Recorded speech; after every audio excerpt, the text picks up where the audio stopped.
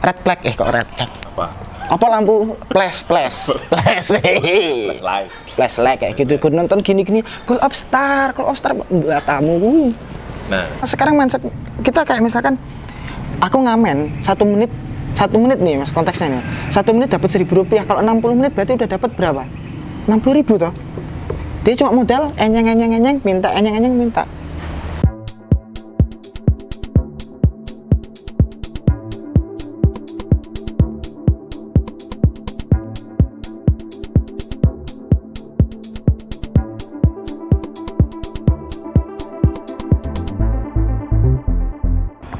sibuk apaan sih? Buka HP mulu. Sibuk ini nih. Sibuk pasca konser Coldplay di Indonesia.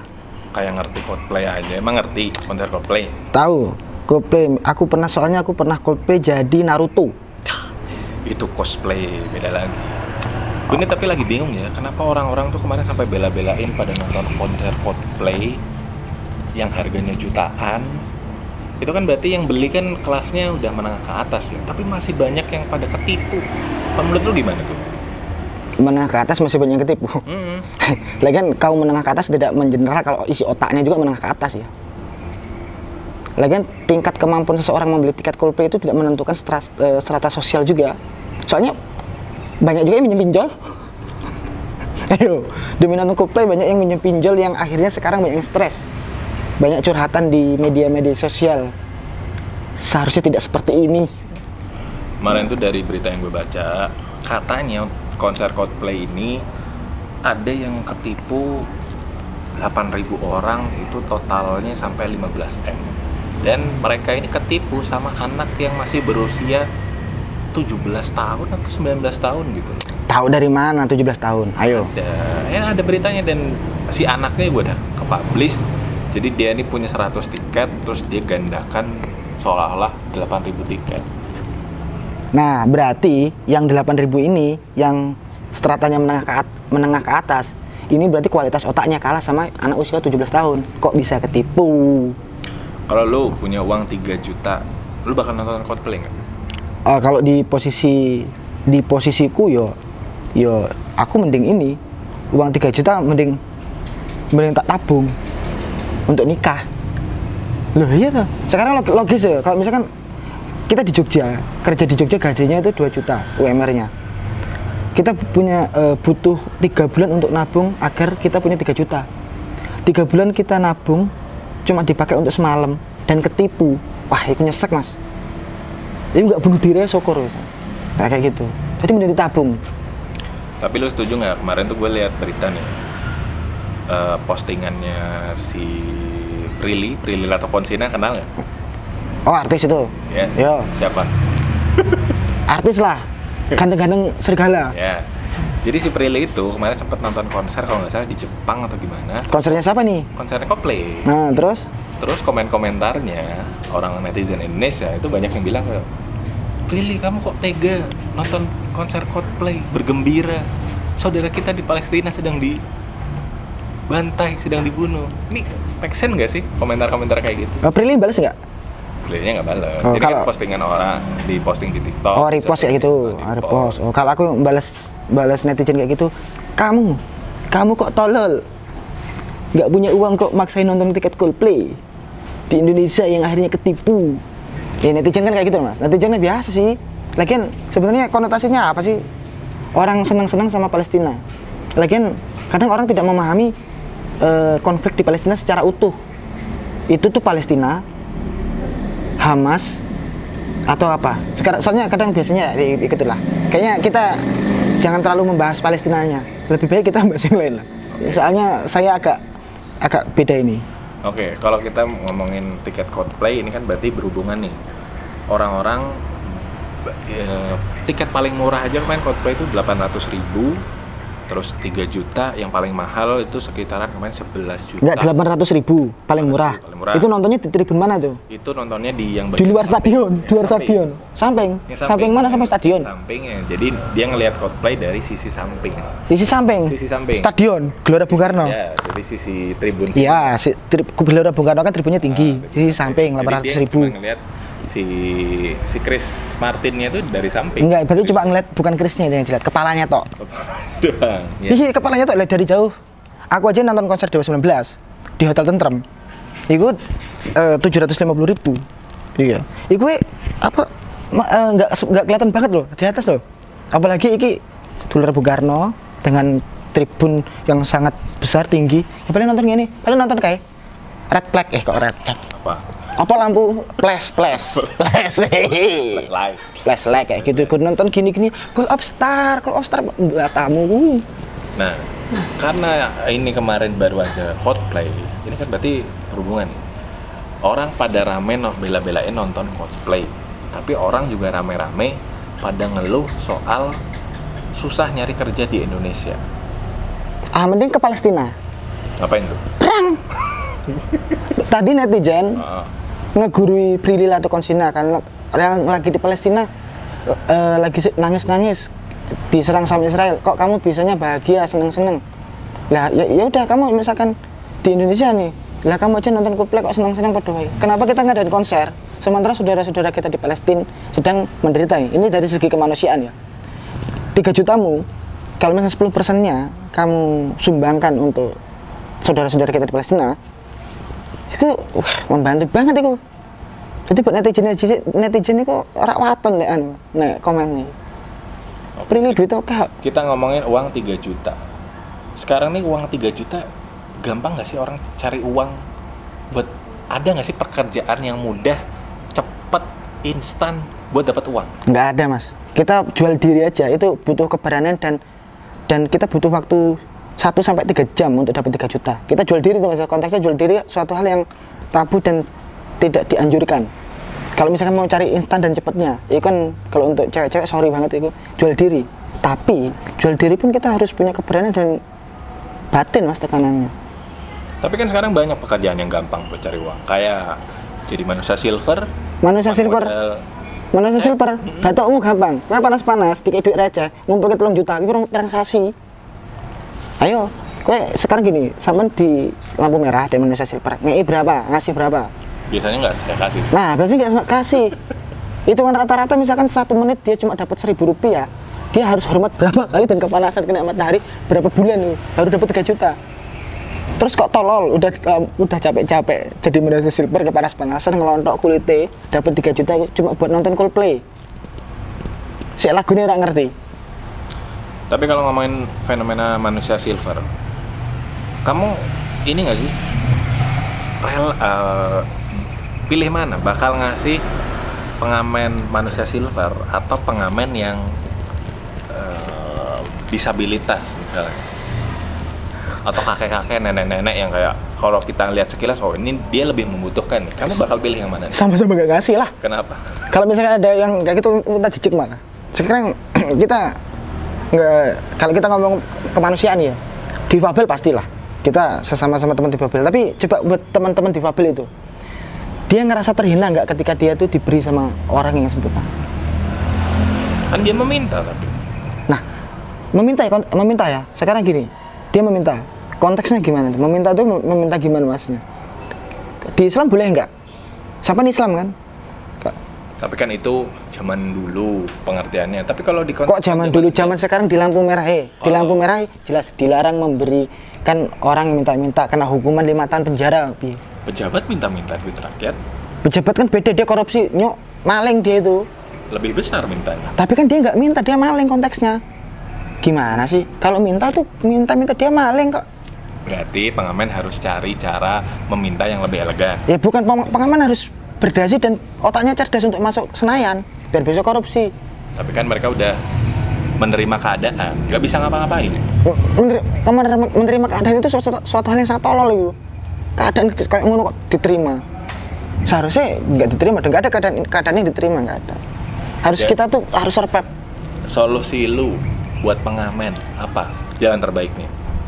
Berandai-andai kalau lu jadi pemangku kebijakan, jadi pejabat, jadi presiden lah, apa yang lu bakal lakuin? Pengamen yang mana dulu nih? Secara general. Secara general kan pengamen kan banyak ya, sing gitar-gitar kayak. Kayak misalkan daripada untuk kita ngomongin yang agak ini ya, agak ekstrim kayak misalkan manusia silver atau pengamen yang kicir gitu. Itu tuh pilihan loh. Sebenarnya pekerjaan selain itu masih bisa, cuman sekarang manusianya dia tuh mau nggak kerja yang lebih berat dari itu, yang lebih keras dari itu. Karena sekarang mindset kita kayak misalkan aku ngamen 1 menit nih mas, konteksnya nih 1 menit dapat 1.000 rupiah. Kalau 60 menit berarti udah dapat berapa? 60.000 toh. Dia cuma modal enyeng minta. Sebenarnya bukan dari mindset kita yang harus dibangun tuh mindsetnya. Nah kalau misalkan saya jadi pemangku kebijakan, sebenarnya ya udah toh. Kan di kota-kota besar pengaman kan diciduk sama Satpol PP untuk diberikan bimbingan sosial. Nah, tapi kalau di bimbingan sosial, apakah itu bakal menjamin mereka kalau kembali ke jalanan, ke kehidupannya, bakal dapat pekerjaan? Sedangkan mereka mungkin nggak punya ijazah SMA, nggak punya ijazah SMP bahkan. Apa yang bisa mereka lakukan? Banyak orang sukses di Indonesia itu tanpa ijazah, gitu loh. Kembali lagi ke kitanya. Kita tuh mau nyaman dengan keadaan kita seperti itu, menerima keadaan, atau kita tuh berusaha untuk tetap kita harus lebih baik dari ini.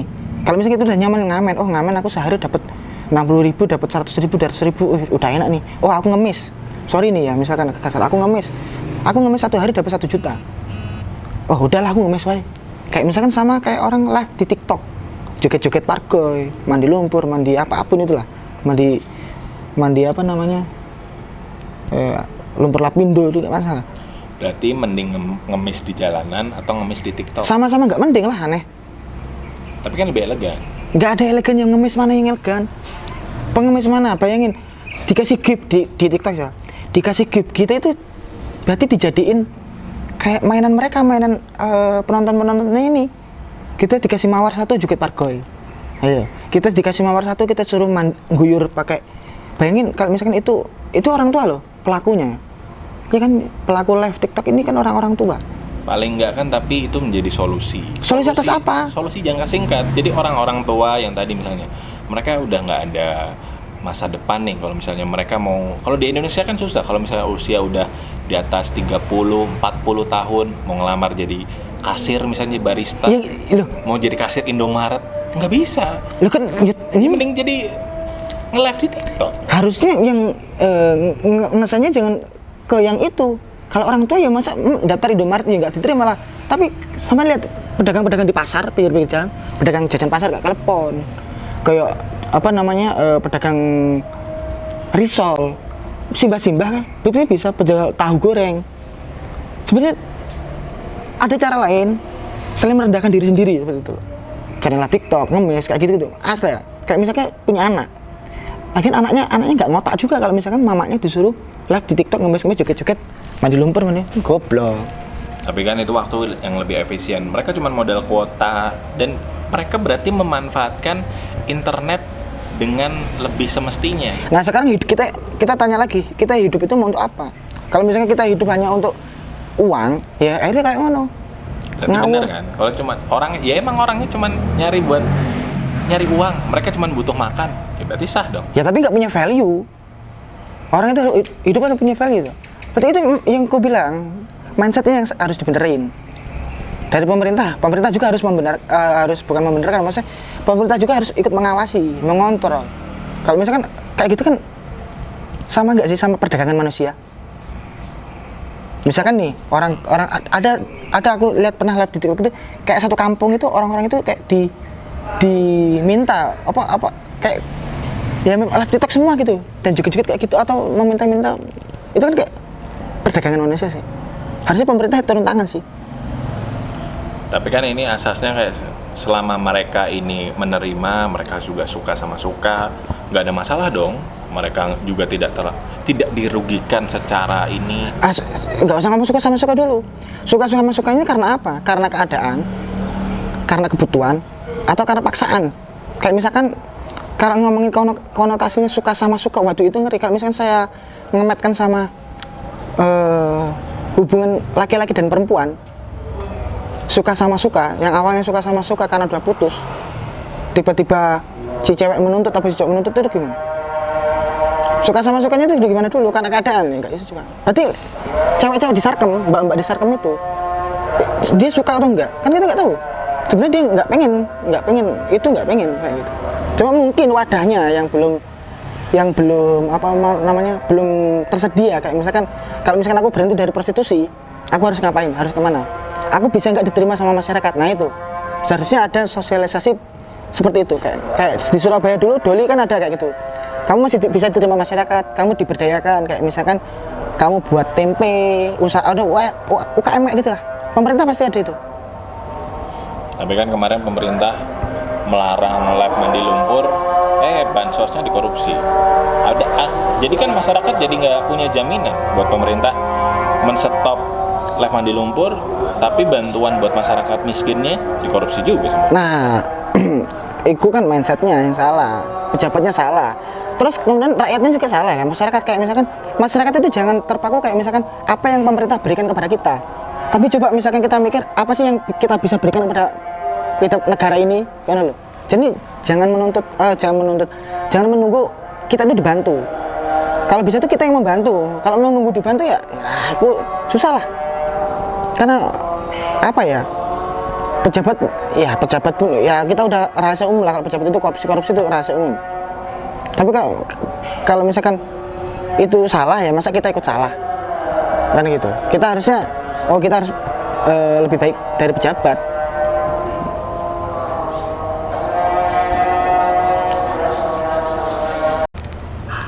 Jadi solusi lo apa buat supaya kita mencapai benar-benar 2045 ini Indonesia emas? Masyarakat itu cuma butuhnya makan, sandang, terjamin. Udah, itu aja. Nggak mau ribet.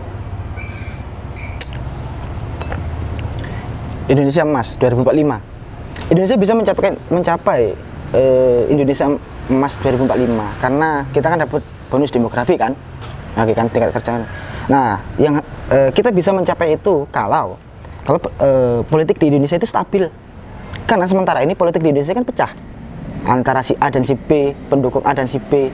Terus kemudian hal ini menyebabkan investor jadi ragu untuk menanamkan modalnya di Indonesia ya. Kemudian dari proyek-proyek strategis pemerintah juga itu harusnya yang realistis, harusnya jalan dan jangan dikorupsi. Ciptakan lapangan pekerjaan yang banyak. Kita sekarang apa lapangan pekerjaan? Pada faktanya kita di Jogja aja banyak sarjana, setiap tahun sarjana lulus yang akhirnya masih di Jogja. Ngapain? Kerja dari Shopee Food, dari Gojek, Grab. Karena apa? Karena itu lapangan pekerjaan yang tidak tersedia. Nah, hal ini juga menyebabkan akhirnya banyak banget kasus-kasus penipuan, gitu loh. Soalnya misalkan banyak perusahaan-perusahaan baru yang cuma dia tuh kedoknya doang perusahaan tapi aslinya nipu, kayak gitu.